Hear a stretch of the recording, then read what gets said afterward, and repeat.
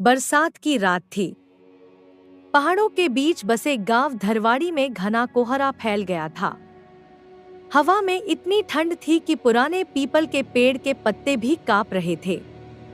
उसी रात गांव के बाहर बने 100 साल पुराने छोड़े हुए ठाकुर हवेली की टूटी खिड़कियों से अचानक एक तेज रोशनी निकलने लगी।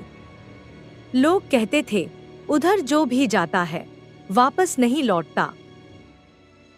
रात के ठीक 12 बजे आरव, जो शहर से डॉक्यूमेंट्री बनाने आया था, कैमरा लेकर हवेली की तरफ बढ़ा।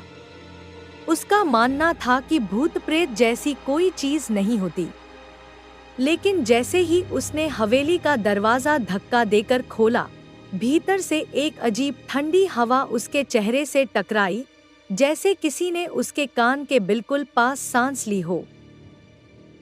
अंदर चारों तरफ धूल और मकड़ी के जाले थे। दीवारों पर उखड़ा हुआ लाल रंग, जैसे किसी ने नाखूनों से खुरचा हो। अचानक ऊपर से किसी के चलने की आवाज आई, पर हवेली में कोई था नहीं। आरव ने कैमरा उठाया और सीढ़ियां चढ़ना शुरू किया। सीढ़ियों के आखिरी स्टेप पर पहुंचते ही उसने देखा, एक कमरे का दरवाजा आधा खुला है। दरवाजे के नीचे से टिमटिमाती रोशनी झर रही थी। डरते डरते उसने दरवाजा खोला। कमरे में एक पुराना दर्पण रखा था। दर्पण में वही कमरा दिख रहा था, लेकिन उसमें आरव के पीछे एक औरत खड़ी थी।